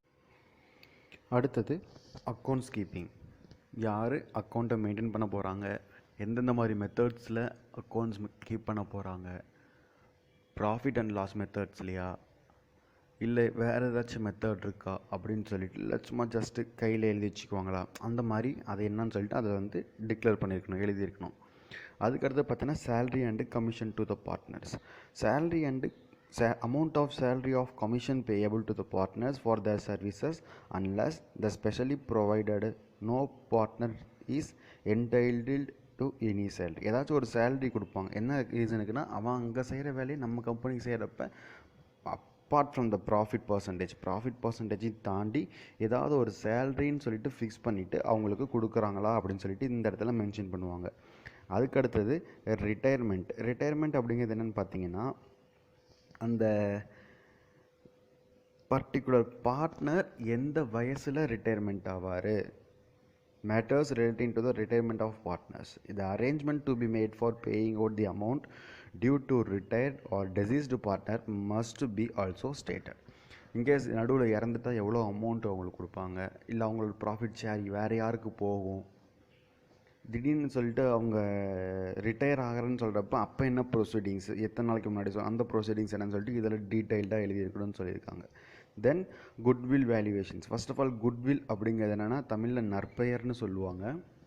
ஒரு கம்பெனி அவங்களுக்குன்னு சொல்லிட்டு ஒரு குட்வில் இருக்கும். எல்லா கம்பெனிக்கும் ஒரு நல்ல பேர் வந்து சம்பாதிச்சு வச்சுருப்பாங்க. ஒரு சில இடத்துக்குலாம் போனோம்னா இப்போ ஃபார் எக்ஸாம்பிள் ஏதாச்சும் ஒரு சேலமில் இருக்க ஏதாச்சும் ஒரு ஃபேமஸான பிளேஸை சொல்லுங்கள் அப்படின்னா, ஃபேமஸான ஹோட்டல் சொல்லுங்கள் அப்படின்னா உடனே நம்ம லட்சுமி பிரகாஷ்னு சொல்கிறோம். ஸோ அப்படி சொல்கிறப்ப அந்த கம்பெனிக்குன்னு சொல்லிட்டு ஒரு குட்வில் இருக்குது, ஒரு நற்பெயர் இருக்குது. ஸோ அந்த நல்ல பேரை அவங்க என்ன பண்ணி வச்சுக்கிறாங்க, மெயின்டைன் பண்ணி வச்சுக்கிறதுக்கு என்ன வேலை பண்ண முடியுமோ அந்த வேலையை பார்ப்பாங்க. ஸோ நல்ல பேர் எடுக்கிறது. இப்போ நல்ல ட்ரெஸ் கடை சொல்லுங்கள் சார் அப்படின்னு சொன்னோம்னா என்ன சொல்லுவாங்க, உடனே சேலத்தில் ஏதாவது சொல்லுவாங்க, உடனே ஏஆர்எஸ் போங்க சூப்பராக இருக்கும்போ, கோல்டன் ஹவுஸ் போங்க சூப்பராக இருக்கும்போ. ஸோ அதெல்லாம் வந்து அவங்களோட குட்வில்ஸ். அவங்க மக்கள் மத்தியில் ஆகியிருக்கிற ஒரு எடுத்திருக்கிற ஒரு நல்ல பெயர். அந்த நல்ல பெயருக்காக ஒரு வேல்யூவேஷன் போடுவாங்க. ஸோ அதை எப்படி நம்ம வேல்யூவேட் பண்ணுவோம் அப்படின்னு சொல்லி மென்ஷன் பண்ணுறது தான் இந்த குட்வில் வேல்யூவேஷன் மெத்தடில் நம்ம கொடுக்கணும். தென் டிஸ்ட்ரிபியூஷன் ஆஃப் ரெஸ்பான்சிபிலிட்டிஸ் அப்படிங்கிற இடத்துல அவங்கவுங்களுக்கு என்னென்ன வேலை, the work that be entrusted to each partner is better started to deed itself. So அவங்க டீட்லேயே அவங்க நம்ம என்ன பண்ணணும், டீட்லேயே நம்ம மென்ஷன் பண்ணணும். ஸ்டேட்டட்னா மென்ஷன் பண்ணின்னு அர்த்தம். ஸோ டீட்லேயே நம்ம மென்ஷன் பண்ணிட்டோம்னா அவங்களுக்கு இந்த வேலை ஏ அப்படிங்கிறவன் பர்ச்சேஸை பார்த்துக்குவோம், பி அப்படிங்கிறவன் மார்க்கெட்டிங் ஃபுல்லாக பார்த்துக்குவோம், சி அப்படிங்கிறவன் மேனேஜ்மெண்ட் ஃபுல்லாக பார்த்துக்குவோம். ஸோ அந்த மாதிரி நம்ம என்ன வேலை கொடுக்குறோமோ அந்த வேலையை நம்ம கரெக்டாக பண்ணுறோமா அப்படின்னு சொல்லிட்டு பார்க்கறதுக்காக டிஸ்ட்ரிபியூஷன் ஆஃப் ரெஸ்பான்சிபிலிட்டிஸ் காலத்தில் அந்த டிஸ்ட்ரிபியூஷன் ஆஃப் ரெஸ்பான்சிபிலிட்டிஸை நம்ம கொடுத்துடணும். தென் டிசல்யூஷன் ப்ரொசீஜர்ஸ். இன்கேஸ் கம்பெனியை நம்ம டிசல்யூட் பண்ணுற மாதிரி இருந்தால், டிசல்யூட் அப்படிங்கிறது என்ன மீனிங்னா கம்பெனியை மூடுறது, இழுத்து மூடுறது, அப்படி இல்லைன்னா கலைக்கிறதுன்னு சொல்லுவாங்க பார்த்தீங்களா, டிசல்யூஷன் அப்படின்னு சொல்லுவாங்க. ஸோ டிசல்யூட் பண்ணுற மாதிரி இருந்தால் எந்த மாதிரி மெத்தடில் நம்ம டிசல்யூட் பண்ண போகிறோம், procedure for dissolution form of the firm and mode of settlement of account thereafter. So அங்கே இன்கேஸ் அப்படி நம்ம டிசல்யூட் பண்ணோம்னா அவங்களோட செட்டில்மெண்ட் பேமெண்ட் எந்த மாதிரி மெத்தட்ஸில் நம்ம கால்குலேட் பண்ணணும் அப்படின்னு சொல்லிட்டு டிசல்யூஷன் ப்ரொசீஜரில் நம்ம சொல்லியிருப்போம். தென் arbitration of dispute பொறுத்த வரைக்கும், arbitration in the case of dispute among the partners, the deed should be provided method settling in the dispute and difference opinions. In this case will be avoid costly litigation. So arbitration எந்த மாதிரி மெத்தடில் நம்ம கோர்ட்டுக்கு produce பண்ணணும்னு சொல்கிறாங்க. இந்த மாதிரி மெத்தடில் நம்ம கோர்ட்டுக்கெலாம் போகவில்லாமல் கோர்ட்டில் போய் கலைக்கலாமா, இல்லை கோர்ட்டுக்கு போகாமல் நம்ம நிறுவனத்தை கலைச்சலாமா, இன்கேஸ் கலைக்கிற மாதிரி இருந்தால், இன்கேஸ் டிசல்யூட் பண்ணுற மாதிரி இருந்தால் எந்த மாதிரி மெத்தட்ஸில் பேமெண்ட்ஸ் இருக்கணும்னு சொல்லி கேட்குறாங்க. ஓகேங்களா, பாருங்கள் இங்கே பாருங்கள் ஒரு ஃபார்மெட் கொடுத்துருக்காங்க பாருங்கள். உங்களுக்கு டீட் ஆஃப் பார்ட்னர்ஷிப் எப்படி இருக்குன்னு சொல்லியிருக்காங்க. 100 rupees பாண்டில் போட்டிருக்காங்க. Deed of partner first partner name, son, daughter, father, residing address, அடுத்து செகண்டு பார்ட்னர், அடுத்த தேர்டு பார்ட்னர், அடுத்த ஃபோர்த்து பார்ட்னர், இப்படி சொல்லிட்டு கண்டினியூ ஆகிக்கிட்டே போய்கிட்டே இருக்கும். பின்னாடி கண்டினியூ ஆகிட்டே போயிட்டே இருக்கும். சரிங்களா, அதுக்கு பேர் தான் அது டீட் ஆஃப் பார்ட்னர்ஷிப். சரிங்களா, தென் ஒவ்வொரு பார்ட்னர்ஸ்க்கும் தனித்தனியாக ரைட்ஸ், டியூட்டிஸ் இருக்குது, ரெஸ்பான்சிபிலிட்டின்னு சொல்லிட்டு 3 டாபிக் இருக்குது. எந்த ஒரு பார்ட்னராக இருந்தாலுமே அவங்களோட ரைட்ஸ் என்ன, எதுக்காக அவங்களோட ரைட்ஸ் இருக்குது, அவங்களோட ரைட்ஸ்னால் உரிமைகள், டியூட்டிஸ்னால் அவன் செய்ய வேண்டிய கடமைகள். ஓகேங்களா, mutual rights and obligations are the usually stated in the partnership deed. In the absence of any deed, the provisions of the partnership act stated the below will apply. In case அவங்க deed வந்து போடலை அப்படின்னா இங்கே இங்கே கீழே இருக்க ரைட்ஸ்லாம் அவங்க வந்து இந்த கீழே இருக்கும் உரிமைகள்லாம் அவங்களுக்கு இருக்குது அப்படின்னு சொல்லியிருக்காங்க. Right to take part in a business. Every partner has a rights to take part in a management of the business. எல்லா பார்ட்னருக்குமே என்ன ரைட்ஸ் இருக்குதுன்னு பார்த்தீங்கன்னா மேனேஜ்மெண்ட்டில் உரிமை கொண்டாட அவங்களுக்கு ரைட்ஸ் இருக்குது அப்படின்னு சொல்லியிருக்காங்க. Right to be consulted. Every partner has to right to be consulted of any matter concerning the firm. The decision of the majority will prevail in any all routine matters. But where the matter is of fundamental importance, such as admissions of a new partner, change in the nature of business, etc., decisions must be anonymous. அதாவது என்ன சொல்கிறாங்கன்னா, திடீர்னு ஏதாவது ஒரு பார்ட்னருக்குள்ளே ஏதாச்சும் ஒரு பிரச்சனைனா அது எப்படி முடிவு பண்ணுறதுன்னு சொல்லிட்டு அவங்க தான் சொல்லணுமா.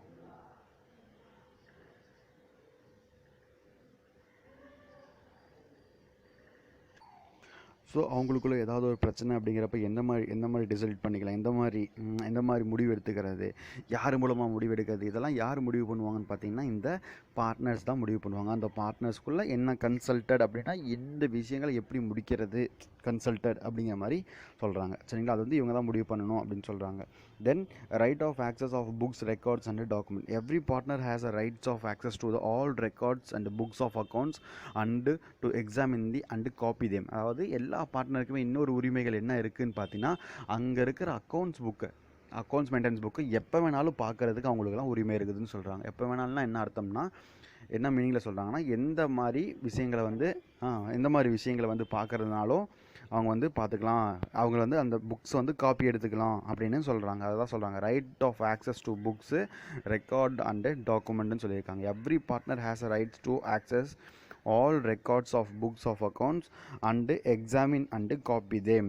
ஓகேவா. Right to share profit. அடுத்த point, every partner is entitled to share the profits in agreed ratio.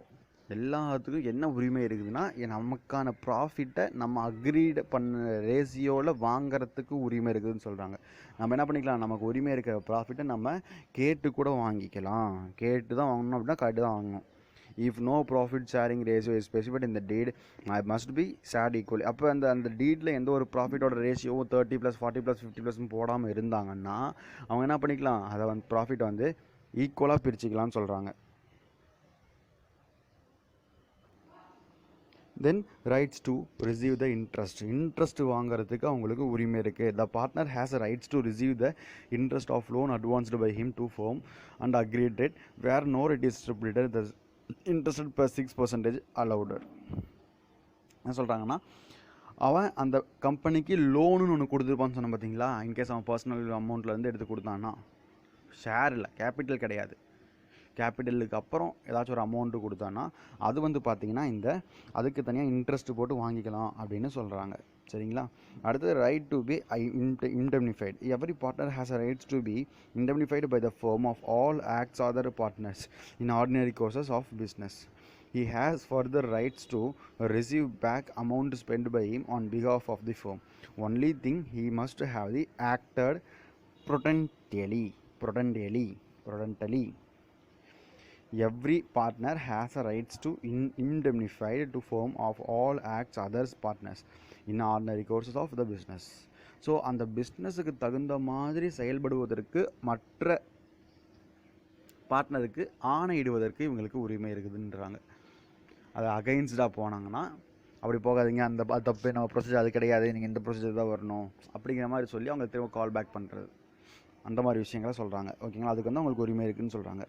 Right to use partnership property for the business. Every partner has a rights to use every property or partnership property for the purpose of the பார்ட்னர்ஷிப்போட property ஏதாச்சும் இருந்துச்சுன்னா, அந்த கம்பெனியோட property ஏதாச்சும் இருந்துச்சுன்னா அந்த business பர்பஸ்க்காக use பண்ணுறதுக்கு அவங்களுக்கு உரிமை இருக்குது அப்படின்னு சொல்கிறாங்க. Rights to retire. Every partner has a rights to retire as per the term of deed or with the consent of other partners. In case of partnership at will, he can retire any time of giving prior notice to other partners. So எந்த ஒரு partnership ஃபர்மாக இருந்தாலுமே அவங்க சொன்ன டேட்டில், அவங்க விருப்பப்பட்ட டேட்டில் அவங்க ரிட்டையர் ஆகிறதுக்கு அவங்களுக்கு உரிமை இருக்குது. சரிங்களா, அவங்களுக்கு ரிட்டையர் ஆகிறதுக்கு உரிமை இருக்குது. இன்கேஸ் பார்ட்னர்ஷிப் அட் வில் அப்படின்னா என்ன அர்த்தம்னு பார்த்தீங்கன்னா, பார்ட்னர்ஷிப் அட் வில்லுங்கிறது அது ஒரு டைப் ஆஃப் பார்ட்னர். வாழ்நாள் முழுவதும் நாங்கள் பார்ட்னராக இருப்போம்னு போடுறது. அந்த சமயத்தில் கூட இவங்க விருப்பப்பட்டாங்கன்னா அவங்க பார்ட்னர் ஆகிறதுக்கு உரிமை இருக்குது. அவங்க விருப்பப்பட்டாங்கன்னா அவங்க பார்ட்னர்லேருந்து விலகிறதுக்கு உரிமை இருக்குதுன்னு சொல்கிறாங்க. சரிங்களா, right to continue. Every partner has a rights to continue in the firm. He can't be expelled accordance with the partnership deed.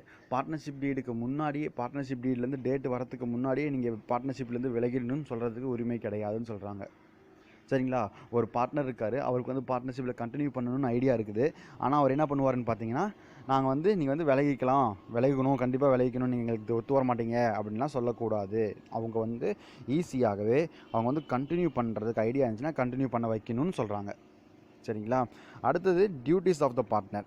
அந்த பார்ட்னருக்குன்னு சொல்லிட்டு ஒரு சில டியூட்டிஸ் இருக்குது. டியூட்டிஸ்னால் என்ன, கடமைகள் இருக்குது. Duty carry on the business. Every partner has to carry on the business of the firm to maximum advantage of all partners. எல்லா பார்ட்னருமே அந்த பார்ட்னருக்கு வந்து உரிமை இருக்குது. என்ன உரிமை இருக்குது, என்ன கடமை இருக்குதுன்னு பார்த்தீங்கன்னா, எல்லா பார்ட்னர் என்ன வேலை செய்கிறாங்களோ அதுக்கு தகுந்த மாதிரி நம்மளும் வேலை செய்வது கடமைன்னு சொல்கிறாங்க. உரிமை இல்லை, கடமைன்னு சொல்கிறாங்க. Duties to be true. உண்மையாக இருக்க வேண்டும், அது வந்து ஒரு கடமைன்றாங்க. Every partner must be true, just and faithful of one another. There must be a utmost good faith and fair dealings. So அவங்க என்ன பண்ணணும்னு பார்த்தீங்கன்னா, கண்டிப்பாலுமே எல்லா பார்ட்னருமே உரிமையோடு இருக்கணும், ஒருவருக்கு ஒருவர் உரிமையோடு இருக்கணும், ஒற்றுமையாக இருக்கணும், ஒத்துழைப்பு இருக்கணும், உண்மையாக இருக்கணும். இதெல்லாம் வந்து அவங்க கடமை அப்படின்னு சொல்கிறாங்க. சரிங்களா, duty to render true accounts. A partner bounded to kept the render true and full accounts of partnership. He must be produce relevant vouchers for the expenses incurred by him and hand over the firm all amount which have come out of in his hand as a partner. So profit இல்லாத மற்ற amount கைக்கு வந்துச்சுன்னா, loan கொடுத்துருப்பாங்க, அந்த லோனுக்கு இல்லாத மற்ற amount கைக்கு வந்துச்சுன்னா அவன் என்ன பண்ணணும், கண்டிப்பாலுமே அக்கௌண்ட் மெயின்டைன் பண்ணி ப்ராப்பரான அக்கௌண்ட்ஸை மெயின்டைன் பண்ணணும். அது அவன் கடமைன்னு சொல்கிறாங்க. எந்த ஒரு ஃப்ராடுத்தனமும் பண்ணாமல், இங்கேருந்து ஆட்டோக்கு வந்து ஒரு 500 ரூபா பேசி போகிறது, அங்கே போனால் ஒரு 50 ரூபா அவன்கிட்ட குறைச்சி கொடுத்து அந்த 50 ரூபா ஏன் வச்சுக்கிறது. ஸோ அந்த மாதிரிலாம் இருக்கக்கூடாது. அந்த மாதிரிலாம் இருக்கக்கூடாது. இல்லை 400 ரூபா கொடுத்துட்டு 500 ரூபான்னு கணக்கு காட்டக்கூடாது. ஸோ உண்மையாக இருக்க வேண்டும். அக்கௌண்ட்ஸ் எழுதுகிறப்ப உண்மையாக இருக்கணும்னு சொல்கிறாங்க. Duty to indemnity the firm. Every partner must indemnify the firm for any loss in case of his fraud and willful negligence and conduct of the business. So ஏதாவது ஒரு இடத்துல தப்பாக போகிறப்ப அவன் வந்து எதிர்த்து கேள்வி கேட்குறதுக்கு அவன் வந்து கடமைன்னு சொல்கிறாங்க. ஏன் இப்படி பண்ணுறீங்க, நம்ம இப்படி தான் சொன்னோம், ஏன் இந்த மாதிரி தவ போகுது. ஸோ அதெல்லாம் கேட்குறது அவனோட கடமைன்னு சொல்கிறாங்க. Duty to share the loss. லாபம் வந்தால் பகிர்ந்துக்கிற மாதிரி நஷ்டம் வந்தாலும் பகிர்ந்துக்கணும்னு சொல்கிறாங்க. நஷ்டம் வந்தாலும் கரெக்டாக பகிர்ந்துக்கணும். Every partner is bonded to share the losses in agreed ratio. In absence of the any agreed ratio must be borne as equally. Already சொன்ன மாதிரி ப்ராஃபிட் எப்படி ஈக்குவலாக பிரிச்சுக்கிறோமோ அதே மாதிரி லாஸையும் நம்ம ஈக்குவலாக பிரிச்சுக்கணும்னு சொல்கிறாங்க. Duty to claim remunerations. No partner including managing partner is entitled to any remunerations, salary or commissions for the work done by him unless there is an agreement to the contrary. அதாவது என்ன சொல்கிறாங்கன்னா, எல்லா பார்ட்னருக்குமே remuneration வாங்குறதுக்கு ஒரு கடமை இருக்குதுன்னு சொல்கிறாங்க. என்ன ரீசன்னா, அவன் செய்கிற வேலைக்கு அவன் ரெம்யூனரேஷன் ரெம்யூனரேஷன்னா சம்பளம், சேலரி அப்படின்னு சொல்லுவாங்க இல்லையா, சேலரி வேஜஸ் அதெல்லாம் ரெம்யூனரேஷன் சொல்லுவாங்க. அந்த மாதிரி விஷயங்கள்லாம் இதில் கேரி ஆகுதுன்னு சொல்கிறாங்க. சரிங்களா, to not use firms property for personal use. கம்பெனியோட ப்ராப்பர்ட்டியை நம்மளோட பர்சனல் யூஸ்க்காக யூஸ் பண்ணிக்கூடாது. கம்பெனியில் ஒரு கார் இருக்காண்டி வாடா நான் ஒரு நாள் எங்கள் வீட்டோட வெளியே போகிறேன், உங்கள் கார் கொடுங்களான்னு கேட்கக்கூடாது. கம்பெனியோட ப்ராப்பர்ட்டிஸை நம்ம பர்சனல் யூஸ்க்காக நம்ம கேரி பண்ணக்கூடாதுன்னு சொல்கிறாங்க. The properties belongs to the all partners but the partner should not make use of not use the partnership property for the private purposes அப்படின்னு சொல்கிறாங்க. சரிங்களா, அடுத்தது duty to do not carry competing businesses. Do not carry on no partner can carry on competing business. If does so, he should surrender the all firm's properties earned by him in such a business. No partner is allowed to earn a secret profit. நம்ம கம்பெனியோட ரகசியங்களை அடுத்தவங்களுக்கு சொல்லி அது மூலமாக சம்பாதிக்கிறது. So அவனும் ஒரு பார்ட்னராக இருப்பான், அவனும் எல்லா மீட்டிங்லையும் கலந்துருப்பான். அவனுக்கு அப்படி பார்ட்னராக எல்லா மீட்டிங்லையும் கலந்துக்கிறப்ப என்ன ஆகும், அவனுக்கு எல்லா விஷயங்களுமே தெரிஞ்சிருக்கும், அதை ஆப்போசிட் கம்பெனிக்கு சொல்லி அவனுக்கு எடுத்து கொடுத்துட்றது. ஸோ அந்த மாதிரி வேலைலாம் இருக்கக்கூடாது. இன்கேஸ் அப்படி நடந்துச்சுன்னா அவனோட சீக்ரெட் ப்ராஃபிட்டை ஃபுல்லாக அந்த கம்பெனிக்கு கொடுத்துடணும். அதுதான் ஆக்ட்டுங்கிறாங்க. Duty to act within the scope of his authority. Partner must be within the scope of அவருக்கு என்ன உரிமைகள் இருக்கோ அதை மட்டும்தான் பார்க்கணும். மற்றவங்களோட வேலைகளை தலையிடக்கூடாது. அது வந்து அவனோட கடமைன்னு சொல்கிறாங்க. No partner can assign transfer without the consent of all other partners. His interest in firm to say any other person so as to make him a partner thereof. So அவங்க என்ன பண்ணணும்னு பார்த்தீங்கன்னா, அந்த இடத்துல ஈஸியாக புரிகிற மாதிரி அந்த பிஸ்னஸ்க்கான ஏதாவது ஒரு சொல்யூஷன் எடுக்கிற மாதிரி இருந்தால் ஈஸியாக எடுக்கணும். மற்ற பார்ட்னர்ஸோட கன்சல்ட் பண்ணி ஈஸியாக எடுக்கணும், கஷ்டமாக எடுக்கக்கூடாது அப்படின்னு சொல்கிறாங்க. அதுக்கு பேர் தான் duties to the consult of other பார்ட்னர்னு சொல்கிறாங்க. சரிங்களா? இன்றைக்கி ஒரு அசைன்மெண்ட் என்ன, இன்றைக்கி வீடியோ பார்த்தீங்கன்னா ஃபுல் வீடியோ நான் மெர்ஜ் பண்ணி தான் அனுப்ப போகிறேன். அதாவது லாஸ்ட் 3 கிளாஸ் வீடியோ மெர்ஜ் பண்ணி தான் அனுப்ப போகிறேன். ஸோ நீங்கள் 3 வீடியோவும் பாருங்கள். 3 வீடியோவும் கண்டினியூவாக பாருங்கள். கண்டினியூவாக பார்த்துட்டு அடுத்த கிளாஸ்லேருந்து இந்த லயபிலிட்டி ஆஃப் பார்ட்னர், அடுத்த கிளாஸ் இந்த சாப்டர் முடிக்க பார்க்கலாம். சரிங்களா? ரொம்ப பெரிய சாப்டர் தான், நிறையா பேஜஸ் இருக்குது. பட் பார்க்கலாம். அடுத்த கிளாஸில் இந்த ப்ராஃபிட்டை இந்த பார்ட்னர்ஷிப்பை முடிக்க பார்க்கலாம். இன்றைக்கான அசைன்மெண்ட் என்னென்னா, ஒரு டீட் ஒன்று ப்ரிப்பேர் பண்ணுங்கள் பார்க்கலாம். உங்கள் வீட்டில் இருக்கிற ஒரு 4 பேர், உங்கள் அப்பா, உங்கள் அம்மா, உங்கள் தங்கச்சி, நீ, ஒரு 4 பேர், நான் 3 பேர் 4 பேர் ஜாயின் பண்ணிக்கிட்டு அவங்கெல்லாம் பார்ட்னராக போட்டுக்கோ. சரியா? பார்ட்னராக போட்டுட்டு ஒரு டீடு ஒன்று ப்ரிப்பேர் பண்ணுங்கள் பார்க்கலாம். இந்த டீடில் என்னென்ன இருக்கணும்னு சொல்லியிருக்காங்க. Name of the firm, nature of proposed business, duration of பார்ட்னர்ஷிப்னு நிறையா சொல்லியிருக்காங்க பார்த்தீங்களா? அதெல்லாம் எழுதணும். நேம் ஆஃப் த ஃபர்ம், உங்கள் கம்பெனி பேர் என்ன எழுதணும். உங்கள் கம்பெனி பேர் என்ன? ஃபார் எக்ஸாம்பிள் ஏபிசி ப்ரைவேட் லிமிட்டட்னா ஏபிசி ப்ரைவேட் லிமிட்டட்னு போடணும். சரிங்களா? இப்போ அந்த என்ன பிஸ்னஸ் பண்ண போகிறீங்க அந்த பிஸ்னஸ் போடணும். சரிங்களா? அந்த மாதிரி டியூரேஷன் ஆஃப் பார்ட்னர்ஷிப் என்ன, 10 வருஷம், 15 வருஷம், 20 வருஷம், 25 வருஷம் அப்படி போடணும். கேபிட்டல் கான்ட்ரிபியூஷன் நீ எவ்வளோ, உங்கள் அப்பா எவ்வளோ, உங்கள் அம்மா எவ்வளோ, உங்கள் தங்கச்சி எவ்வளோ. ஸோ அந்த மாதிரி போடணும். சரிங்களா? அதே மாதிரி எல்லாத்தையும் ஃபில் பண்ணி ஒரு டீடாக ப்ரிப்பேர் பண்ணுங்கள். இன்னோவேட்டிவாக ப்ரிப்பேர் பண்ணுங்கள். நல்ல டிசைன்ஸ் போட்டு அனுப்புங்க. நீங்கள் வந்து லாஸ்ட் டைம் பார்த்த மாதிரி ஹரிஹரமணிகண்டன், தீபக்கு, அப்புறம் கௌசிக்கு, இவங்களாம் சூப்பராக அனுப்பிச்சிருந்தீங்க. ஓகேங்களா? அப்புறம் இன்னும் 2 பேர் அனுப்பிச்சிருந்தீங்க, யாரோ கேர்ள்ஸில் ஒருத்தவங்க அனுப்பிச்சிருந்தாங்க. ஸோ அந்த மாதிரி. சரிங்களா? ஸோ அந்த மாதிரி இன்னோவேட்டிவாக ப்ரிப்பேர் பண்ணி அனுப்புங்க. ஃபோட்டோ எடுக்கிறப்ப டேபிள் மேலே வச்சுட்டு தூரமாக வந்து ஃபோட்டோ எடுங்க. அந்த பேப்பர் மேலே வச்சு ஃபோட்டோ எடுங்க. சரிங்களா? ஒருத்தர் வந்து டேபிள் மேலே வச்சு தூரமாக போய் ஃபோட்டோ எடுத்து அனுப்பிச்சு தான் எனக்கு அது தெரியவே இல்லை. சரிங்களா? இந்த அசைன்மெண்ட்டை இன்றைக்குள்ள அனுப்புங்க பார்க்கலாம். சரி, தேங்க்யூ, பாய்.